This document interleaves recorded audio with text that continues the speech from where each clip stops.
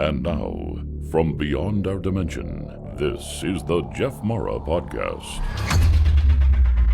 Here's Jeff. My guest is Sherry Duncan, who had two near-death experiences, one at the age of 9 and one at the age of 63, which we're going to talk about today and more.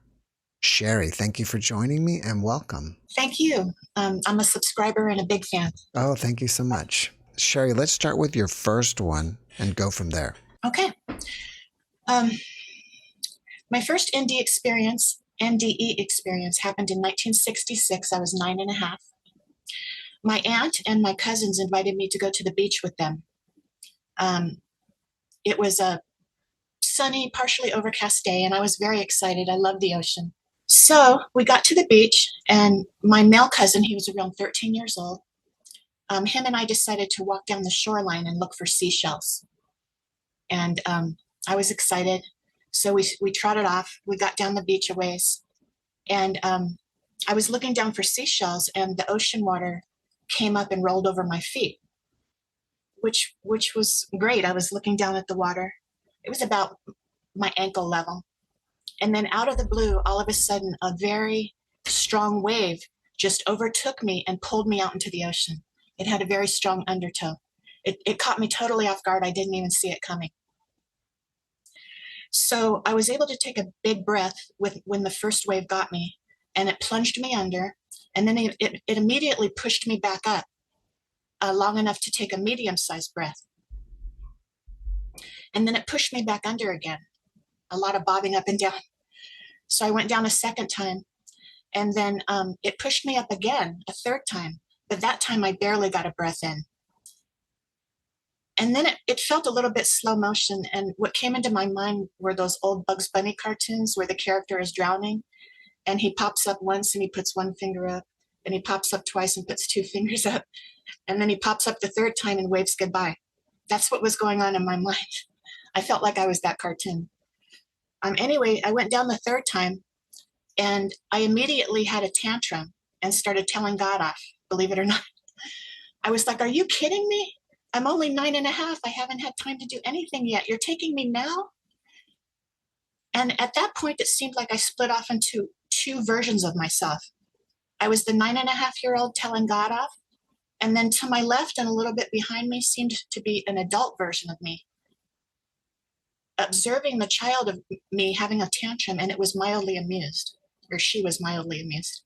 So there were two versions of me there. And then we both kind of floated there, looking down through the water to God. I felt like he was right over there, and we knew he heard him. We knew he heard us, but he didn't answer. So we were both floating there, and then all of a sudden, what felt like a female voice combination download came from my left-hand side, and she said, notice the beauty around you. No, I'm sorry. The first thing she said was, if God is taking you now, there must be a good reason for it. So don't be afraid and relax. And that made sense to me. I thought, okay, well, if he's taking me now, there must be a good reason. I believed in God. So I just surrendered. And the moment I surrendered, I felt completely calm. I felt warm. I wasn't scared. And I was not aware of not being able to breathe. I felt great. And so then the downloader, the woman's voice said, notice the beauty around you. So at that point, I looked up, and the rays of the sun were shining through the pale green seawater. And some of it was sparkling like diamonds. So I was looking at the color of the water and the sparkling sunshine through the sea. And the next thing I noticed were all the particles floating through the seawater. And I realized that the ocean was teeming with sea life. And I was looking at the particles and how they were all different. They reminded me of snowflakes. So I was zeroing in on that. I wasn't even thinking about the fact that I was drowning or not breathing. And the next thing the download said was, the ocean is female in nature. And mankind often underestimates her immense power and capacity for construction and deconstruction. And so after she said that, I sensed the massive amount of ocean behind me. It felt like a country. And I was picturing whales and all the sea life floating through the water. And now I was part of it. And I was thinking about the ocean being female. And I was just contemplating all of that when all of a sudden the water pushed me out onto the wet sand really hard and really unexpectedly. So if I hadn't been breathing a moment before, just being slapped on that wet sand pushed air into my lungs, and I breathed. And I was in shock. And it almost felt like she was angry to let me go, like she wanted to keep me. I stood up. I was extremely fatigued. I looked like a drowned rat. And instead of being happy to be alive, I was worried about what my hair looked like in front of my male cousin. I ended up being a hairdresser in life. That's probably why. But I was wondering two things at that moment. I was wondering why my cousin wasn't helping me. He was staring at me like he was pale, like he was seeing a ghost come out of the water. And I was wondering why he wasn't helping me. And let's see, what was the second thing I was thinking? I felt like a drowned rat. I can't remember the second thing I was thinking, but anyway, that was that story. So we walked back to his mom, and him and I never talked about that experience again. For some reason, I never told my mother or anybody until just recently, and now today to you. That was that experience. Sherry, thank you for sharing that experience with us. When you became two versions of yourself, do you think that you were out of your body looking at yourself as well? I think so, because I could kind of see the back of my head and my shoulder. And it's like I could see from both versions of myself. I saw through my 9-year-old eyes, and then I saw through her eyes, and then I felt, or the second me, I felt the emotions of her being amused that I was telling God off. And as a 9-year-old, I was confused why I was feeling so adult. I was acting like a child having a tantrum, but I also felt like an adult. It was so strange. So I don't know if that was my higher self.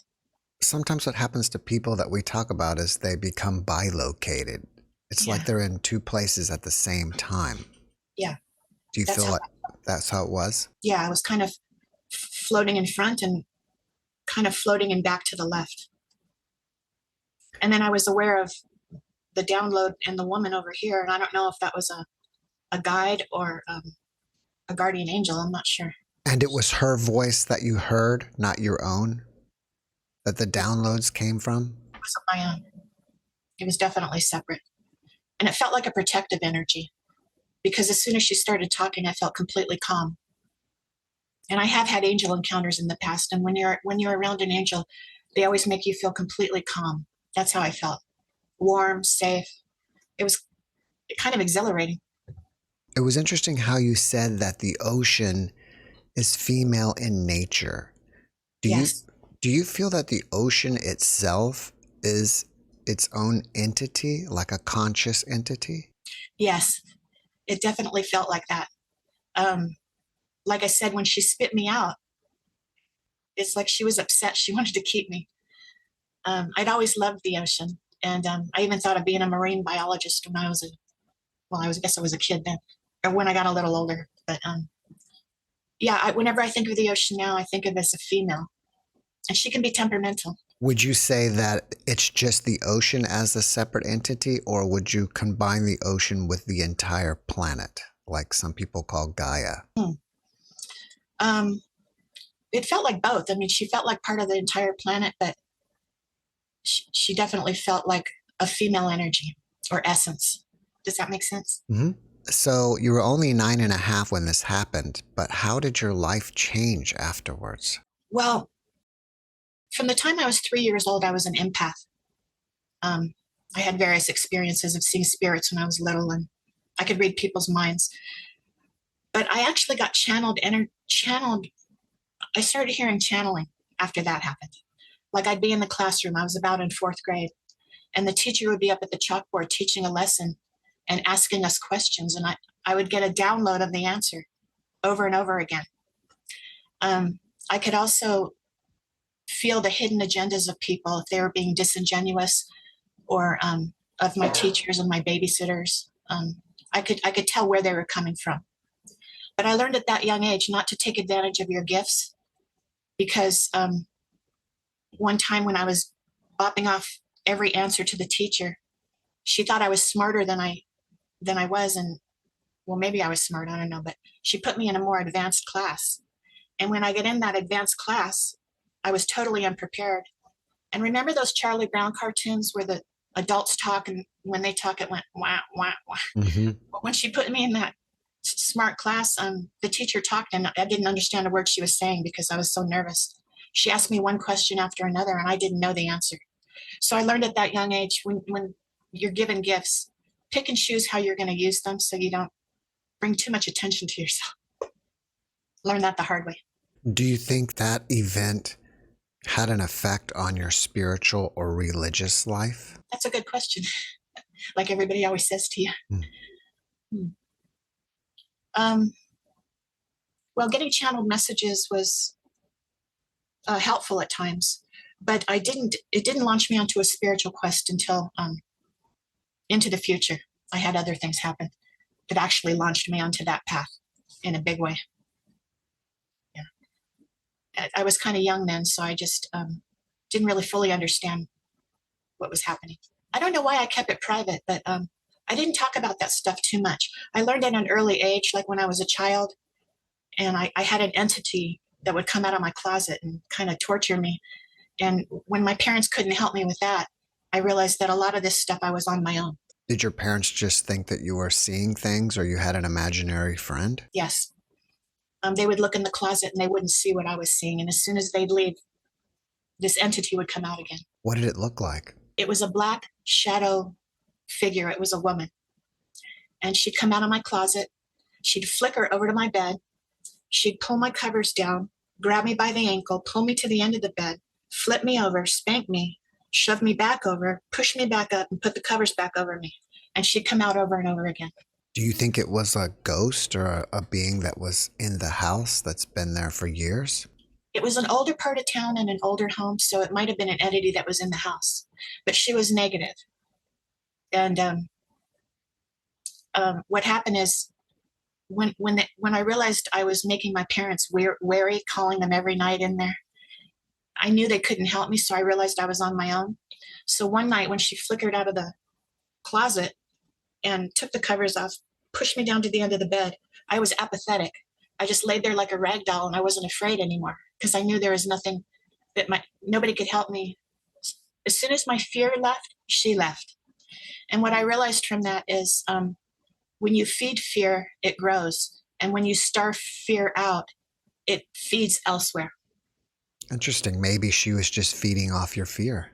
Yes, I was really afraid. She was feeding off my fear.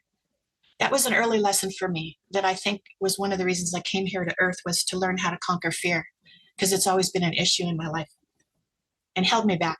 Do you think that your NDEs were planned pre-birth? I think that one was. Oh, I'm sorry, that wasn't an NDE, was it? I think the entity, that was something that was pre-planned because it felt significant, that lesson about fear. The other one, the drowning, I know this is going to sound like I'm crazy, but I feel like I've had a past life as a dolphin, and I feel like I've had a past life as a mermaid. I remembered my mermaid family, everything.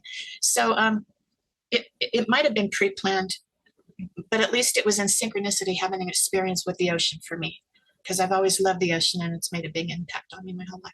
I don't know how aware you are of my catalog of videos, but I've had a few near-death experiencers report that they went to the water planet, and one of them that was there even saw mermaids as well as fish-like beings. So it's very possible that you were something like that.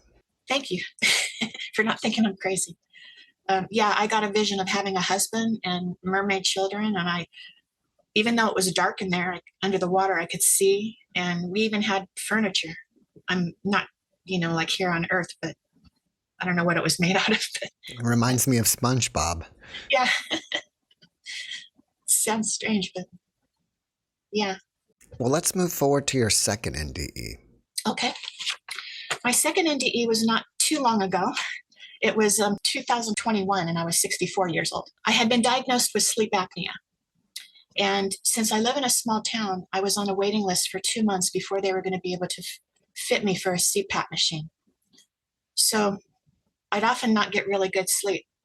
I didn't realize at that time how severe my case was. I was stopping breathing at least 20 times an hour, but I didn't know that at the time.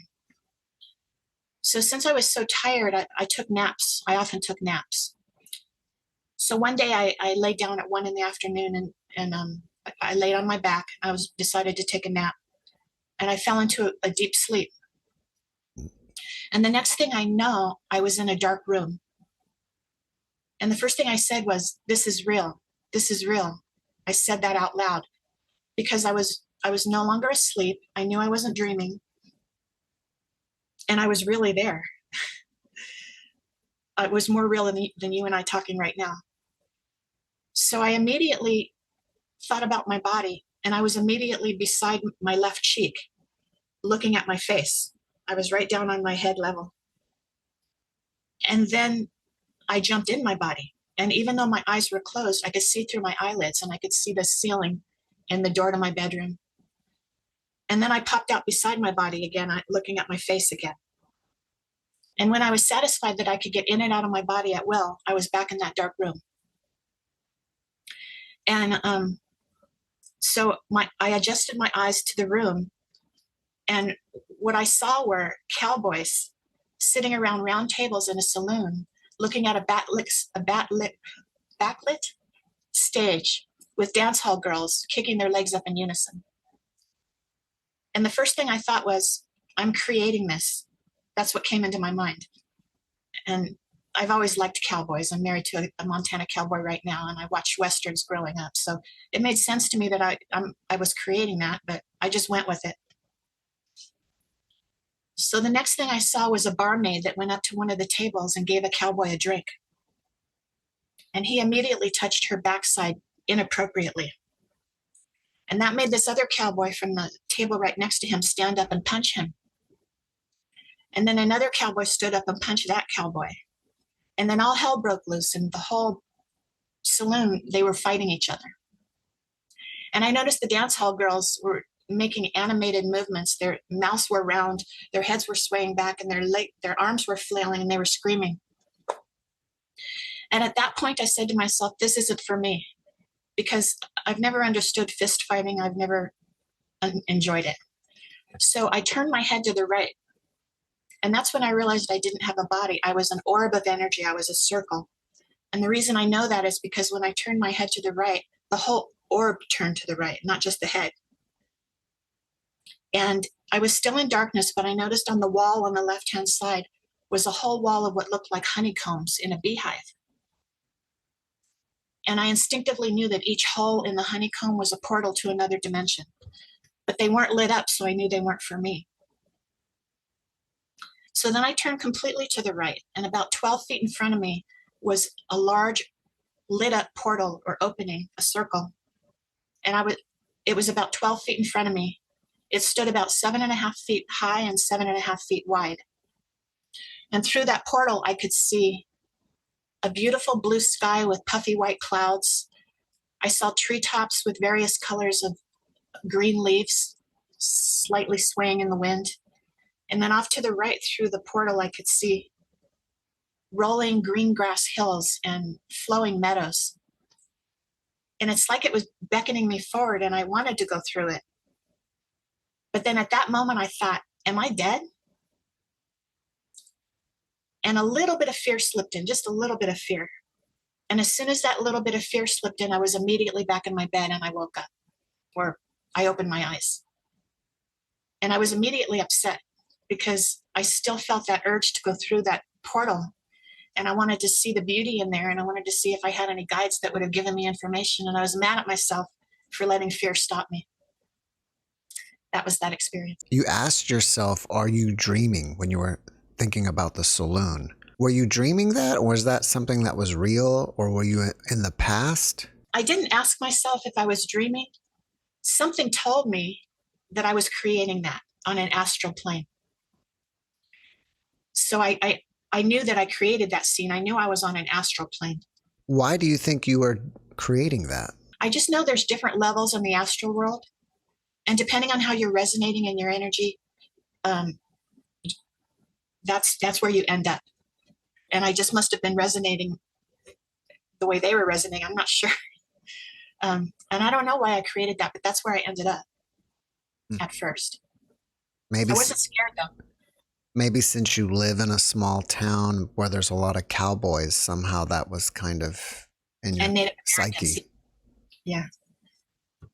Yeah, I've had more than one experience with Native American energy too. So did that experience change your life at all? Yes, because I still had several weeks to wait to get fitted for a CPAP machine. So, and since I was stopping breathing 20 times an hour still, I had many more out-of-body experiences at that point. And so I learned that there are two types of out-of-body experiences, at least for me. One was traveling to the astral realms, and that was always in grayscale, not color. And what would happen is, you remember those old-fashioned black and white TVs and when it had fuzz and static on it? Mm-hmm. Well, I'd be asleep, and all of a sudden I'd see a static, like a TV set. And when the static would get clearer and clearer, and I actually saw a scene, I could jump into it, like I could jump into the TV. And I'd always end up in a living room, a kitchen, somebody's bedroom, or the backseat of a car, or an outside scene. But it was like a black and white TV. It was always in grayscale. I'll give you a couple examples. One time I jumped into the backseat of a car, and the man in the front, I could feel he was terrified, and he had the car at a stop, and a black panther jumped onto the roof of the hood of his car. I was in the back seat hovering, and I could feel his fear. And when I saw the black panther, I backed out of that scene. Another time I ended up in a little girl's bedroom. She was African American. I could tell I was an orb of energy, but I could tell she could see me. And so I didn't want her to be scared. So I tried to talk to her. But in that astral realm, my language didn't translate. So when I opened my mouth to talk to her, and exaggeratedly, I jumped forward, I opened my mouth, and all that came out was blah. So I thought, oh my gosh, I'm scaring her even more. And I was so nervous. And then I jumped back, and I felt so guilty. And she wasn't scared of me at all, but she called her grandmother. And a beautiful African-American grandmother came in the room. And I guess I was trying to hide at the foot of her bed. I was bobbing there, and she could see me too. And they treated me like I was a little puppy. The grandmother said, oh, look at the poor thing, she's scared. And they weren't. So to me, I felt like that was a higher astral realm because they seemed advanced.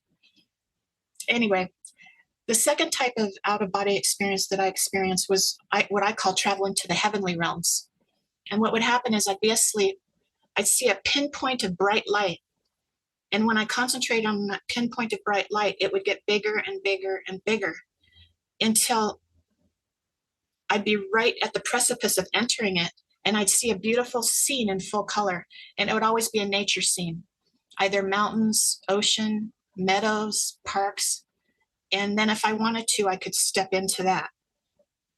But I stopped myself many times because my best friend at the time that I confided in was worried I was going to die. And she kind of projected fear onto me, and I let that fear kind of stop me from entering those portals. But those were the two types of astral travel that I did after that NDE. So that kind of changed my life a little bit. Have either one of those experiences faded over time? No. They're as strong today as the day they happened. And crystal clear. I couldn't forget them if I wanted to. So what I learned is, I'm not talking about the process of death. That could be difficult, but the actual event when you die is as easy as popping out of your body. And I learned that our astral body or light body, maybe this isn't true for everybody, but it can be a ball of energy or an orb. And you can have multiple perspectives at once when you're in that orb. You can travel at the speed of thought. And I can't remember the next thing I was going to say, but that's what I learned. After either one of those experiences, did you have any new abilities that you didn't have prior? I did get abilities off and on. I couldn't always control them. Like one time I saw into the future for 2 days straight. I saw my husband, and he had a bandage around his finger, and I thought, oh, maybe he got cut. You know, I dreamed that. And then the next day he got burned and had a bandage around that finger. And another dream was my daughter-in-law. She was crying and she was really upset. And the next day her dog died and she was crying and she was really upset. Things like that would happen. A lot of times I'd get downloads of information, simple things like, if you do that, your husband's going to get mad. And then I'd ignore it and I'd do it and he would get mad. Or I'd be in the grocery store and buy mouthwash on sale, and the download would say, if you're going to buy that, tell the cash register that it's on sale. How do you say it? The clerk. Mm-hmm. Or she's going to charge you full price. And I would ignore it, and it wouldn't be in her system, and she'd charge me full price. So I learned that to listen to my guidance, or I'd be sorry, for the most part. What inspires you about either one of your NDEs? What inspires me is that how easy we can pop out of our body. It's like going out of a door. And so death is really something that's not to be feared. The death process, nobody wants to be ill for a long time and suffer. And I feel like you can meditate and talk with God about that, but life is an adventure here. And so that's how you have to look at it, and have as much fun as you can and laugh as often as you can, because death is pretty easy. And then there's adventure. There's a whole world and adventure on the other side waiting for you. That's how I feel. That's what's inspiring about it. Now, you mentioned that you've had 2 STEs. Can you tell us about one of them? Sure. Let's see. Do you want to hear the one that happened when I was 63 in 2020, or do you want to hear about the one that happened in 1996 when I was 39? Let's do 96. Okay. All right. In 1996, I was 39 years old. I had met and fell for a guy that I worked with, and we got engaged and moved in together. Shortly into our relationship, within a 4-month period, he lost 2 jobs that were really important to him. And then he got really depressed. And so he started to drink more and more alcohol. And the more alcohol he drank, the more abusive he became, until finally he was impossible to live with. So we moved apart. But he admitted to me after that he was practicing some torture techniques on me when we lived together that he had learned from a special forces military friend of his. And they must have worked, because by the time we broke up, I was physically ill. I was having around-the-clock panic attacks, and I was really depressed. So it was hard to make ends meet when I moved out. I was working 2 jobs. One started at 6 in the morning, and I got off at 2:30 in the afternoon. And the second one started at 3:30 in the afternoon, and I got off at 10 p.m. And I didn't have a car, so I'd have to walk miles home. So one night after getting off my second job, it started raining, which upset me because I still had miles to walk. And to top it off, these 20-somethings, some kids, drove through a puddle of water on purpose, and a sheet of dirty water hit me and drenched me from head to toe. And I heard them laughing as they drove off. So at that point, I had such little life force that I just decided, okay, I can't take it anymore. And there was some grass by the sidewalk, and this was illogical it's illogical when you hear it now, but it made sense to me at the time. I decided I was just going to lay down on the grass and die. I had just had enough. So I was contemplating the logistics of that. Okay, how am I going to die? My body's wet, and it's 10:30 now. By midnight, will I get cold enough? And how will that kill me? And that's what I was thinking, when all of a sudden I was swept up in a vision. I was no longer there. I was in a dark room, and what I saw was 9 faces and shoulders of people going off in a curve to the left. And they had a light behind their head, each one of them.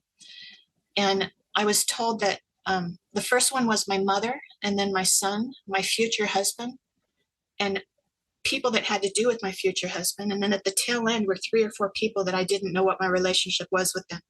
But I was told that all of these people needed me in my future.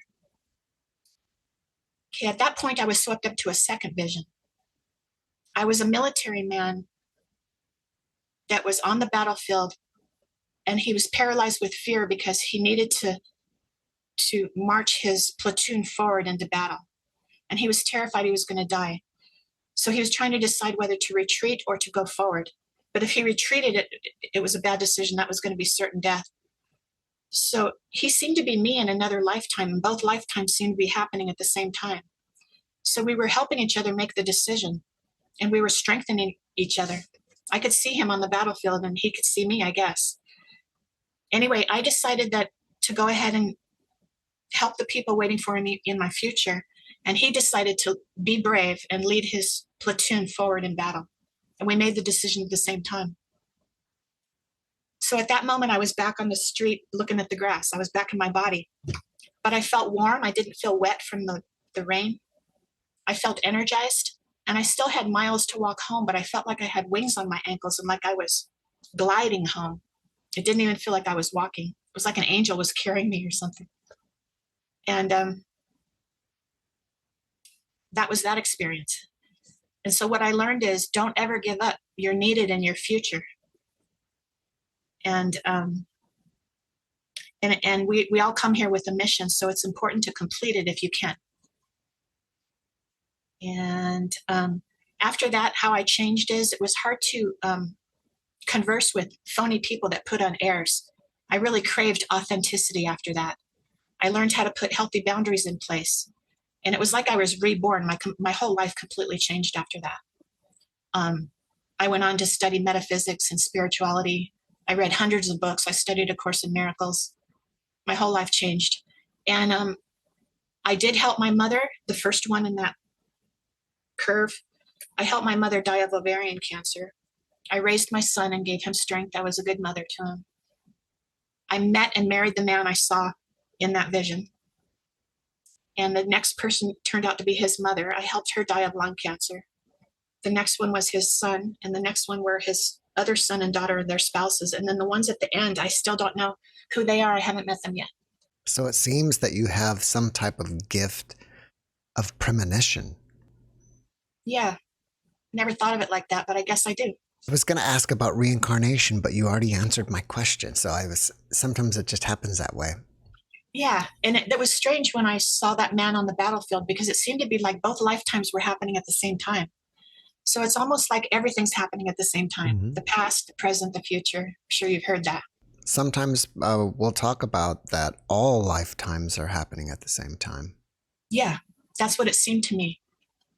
And it's interesting that maybe we made a pact before we were born that we were going to meet at that crucial point to give each other strength to make such a hard decision. He was afraid he was going to die, and I wanted to die. And we strengthened each other so that he lost his fear of dying, and I wanted to live. Kind of interesting. Now, you mentioned during one of your NDEs that it was just as real during the NDE as it is you and I talking right now. It was more real. It felt, I can't even explain it. It's like everything was more alive. My breathing over there, we don't breathe on the other side, we're vibrated. But it felt like breathing because I had just come from here. So I felt more alive over there, like my breathing, my eyesight, everything felt fresh and just effervescent on that side. Do you ever see orbs here in this lifetime while you're conscious? No, I've never seen an orb. I've seen shadow figures, and I've seen animals like cats or dogs out of the corner of my eye. They'll be walking along, and then I look, and they're not there. But no, I've never seen orbs. Have you ever seen any pictures or videos of orbs? And if so, when you see them, do you make the connection like, wow, that is what I was like when I was an orb? Yes. Yeah. it's exhilarating being an orb because you can move at the speed of thought. When you first go into the orb, it takes some navigation though, because it's, you're learning something new, kind of like riding a bike. But you can travel by thinking that you want to go forward, like I did when I saw the honeycomb wall. I was willing myself to go forward, but then, like I said, if I thought of myself in the bed, I was immediately looking at my face in the bed. So you can move like that. I'm assuming if you just thought, well, I want to go to Canada, then immediately you're there. Yeah, I didn't think of that, but I should have done that. Could have seen the pyramids or gone anywhere. I kind of want to say, well, there's always a next time, but then I don't want to say that. Well, I've been off the sleep apnea machine for a while because it trained me how to breathe the right way, but I'm at the point where I might need to get it again, so maybe I will have another experience. I don't know. Do you think that you can have experiences just from meditation? Yes, I do. Now that I know there's 2 entrances to the other side, one to the astral realm in grayscale and one to the heavenly realm in color, you can purposely, when you lay down or when you meditate, try to envision that pinpoint of light. And you'll see it. It's real. And once you see it and it gets bigger and bigger, that means you're traveling toward it, almost like being in a tunnel. Then that's in full color. Have you done that during meditation? No. I meditated once and I saw me in a car, like without a top, and I was going down the freeway and I was feeling exhilarated and really happy.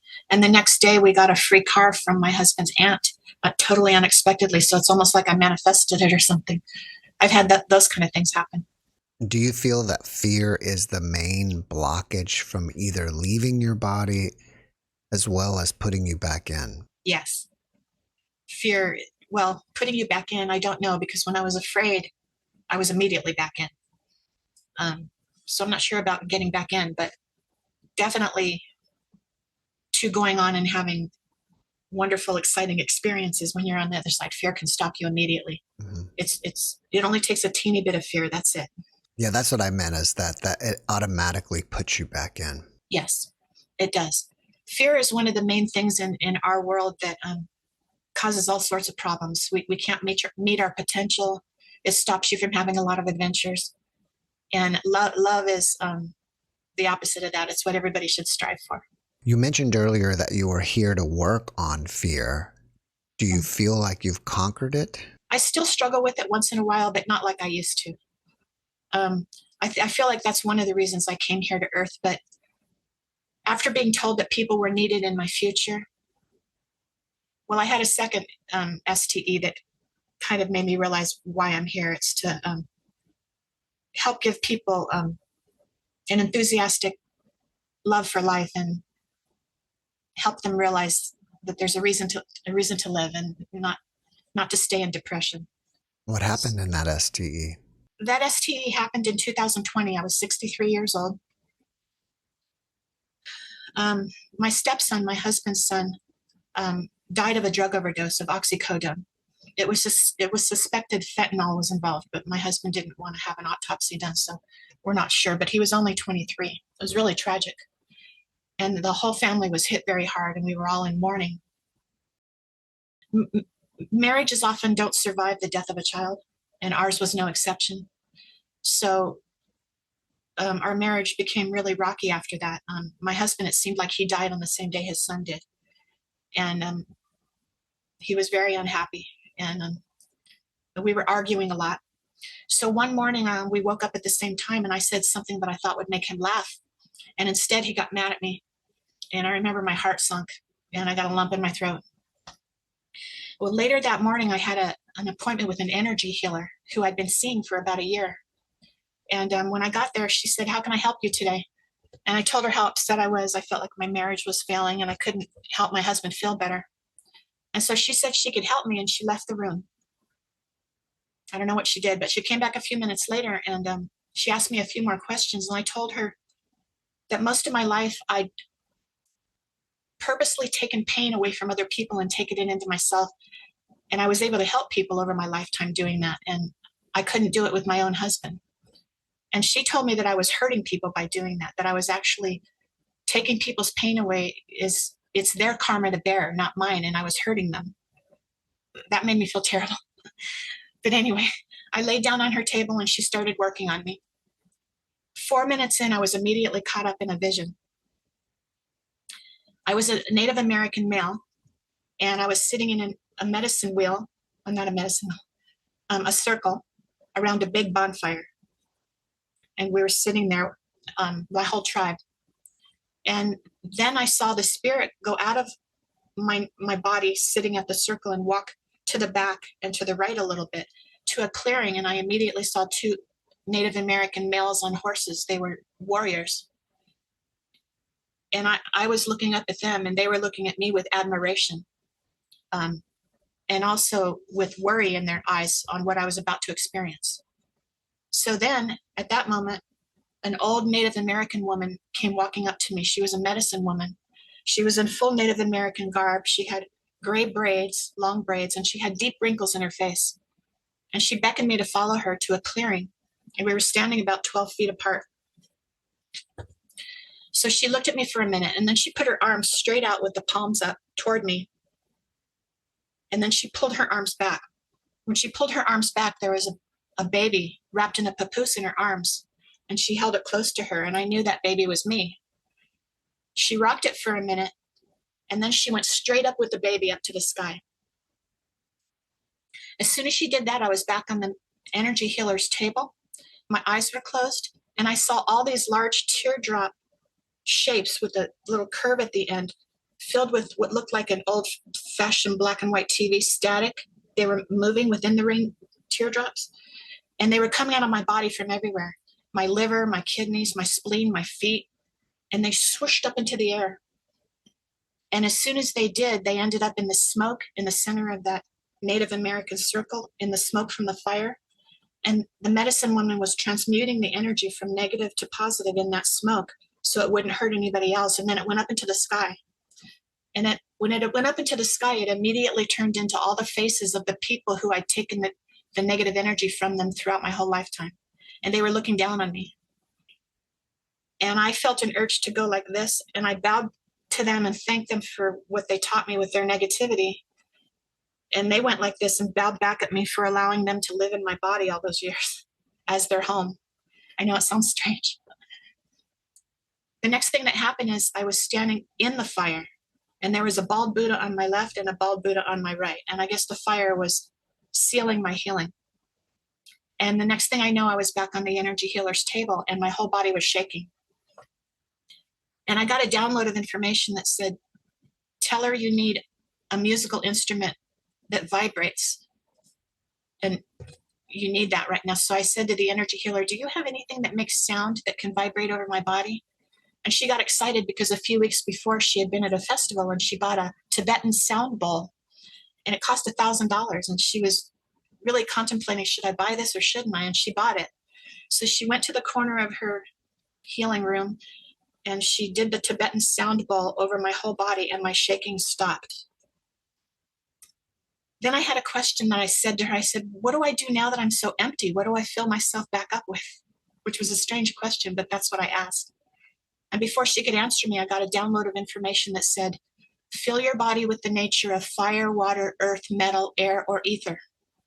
And so I spoke the answer out loud to the energy healer, so she knew I got an answer. Then I had a second question. I said, what do I do if negative energy tries to get in me again from other people?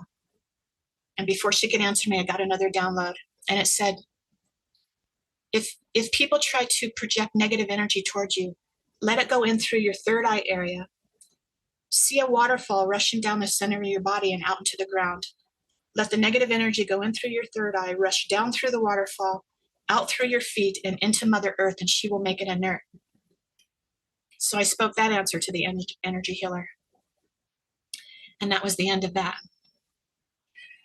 The after effects from that were life-changing. What happened was all the chatter that we have in our heads went completely silent. There was no more self-talk in my head. The second thing that happened is, you know how an antibiotic gets rid of all the good bacteria and the bad bacteria in your body? Well, everybody has a pain body and they have a pleasure body.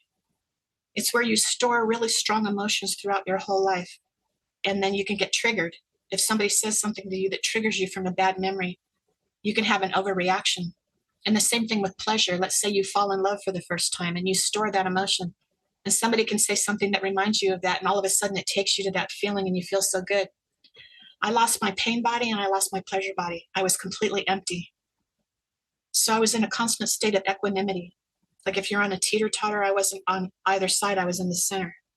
So I had no chatter. You could hear crickets up here. And I felt neutral. There was no more triggering. So my husband and I immediately started to get along better. He was acting the same way he always did, but I was completely different.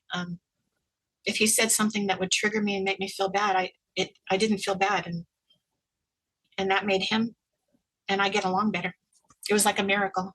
You had all that negative energy within your body for years. Yes. It brought me back to where you had that entity in your room as a child. And I wonder if that entity would consume those energies. It would have eaten it voraciously. And I learned from that experience, do not take on other people's stuff because it doesn't belong to us. So I wasn't even really consciously aware I was doing that, but I was taking other people's stuff and just taking it in. I think that's a very valuable lesson. And I really like that you mentioned that who are we to take their negative energy away anyways? That's something that they need to be processing or part of their karma. Exactly.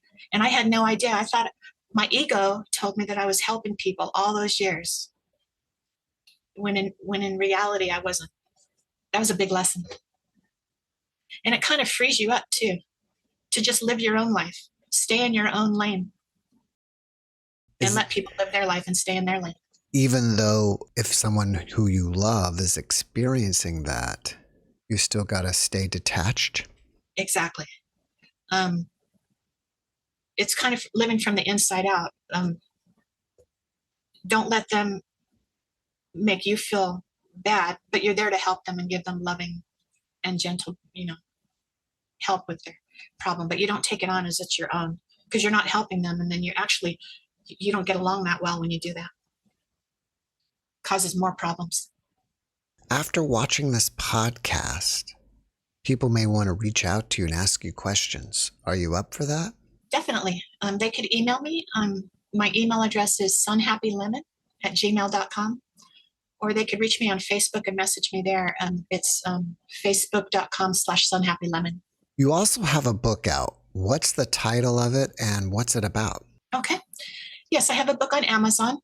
You can get it in paperback, Kindle, or Audible. It's called You Will Be Okay, I Promise, a uniquely helpful guidebook. And my pen name for that book is Danny Duncan. I just thought that sounded more catchy. And it's about how I healed myself after a nervous breakdown, utilizing the laws, universal laws and principles. And it also speaks of an angel encounter I had in that book. Can you tell us a little bit about the universal laws that you wrote about? Yes. After living with that gentleman who was practicing torture techniques on me, I actually had a minor nervous breakdown. I